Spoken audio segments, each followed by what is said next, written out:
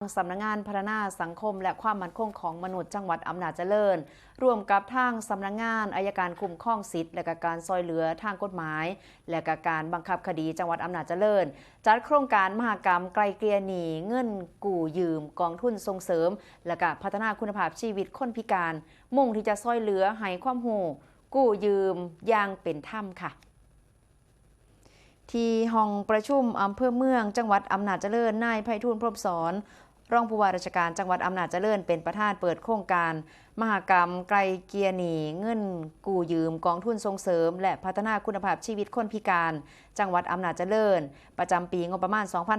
2569 โดยมีนางสาววิรินทร์ นิจสุวรรณ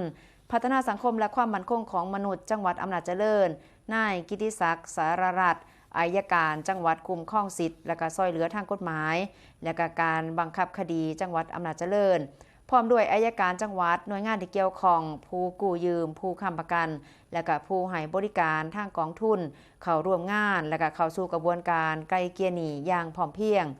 โดยทางพัฒนาสังคมและความมั่นคงของมนุษย์จังหวัดอำนาจเจริญเพิ่นบอกว่าโครงการนี้ก็ได้รับความเห็นชอบจากคณะอนุกรรมการส่งเสริมและพัฒนาคุณภาพชีวิตคนพิการประจำจังหวัดอำนาจเจริญและก็ได้รับการสนับสนุนงบประมาณจากกองทุนส่งเสริมและพัฒนาคุณภาพชีวิตคนพิการจำนวน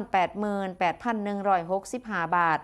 โดยเป็นความร่วมมือระหว่างสำนักงานพัฒนาสังคมและความมั่นคงของมนุษย์จังหวัดอำนาจเจริญกับทางสำนักงานอัยการคุ้มครองสิทธิ์และซอยเหลือทางกฎหมายและการบังคับคดีจังหวัดอำนาจเจริญทั้งนี้โครงการก็มีเป้าหมายเพื่อที่จะสร้างความรู้ความเข้าใจ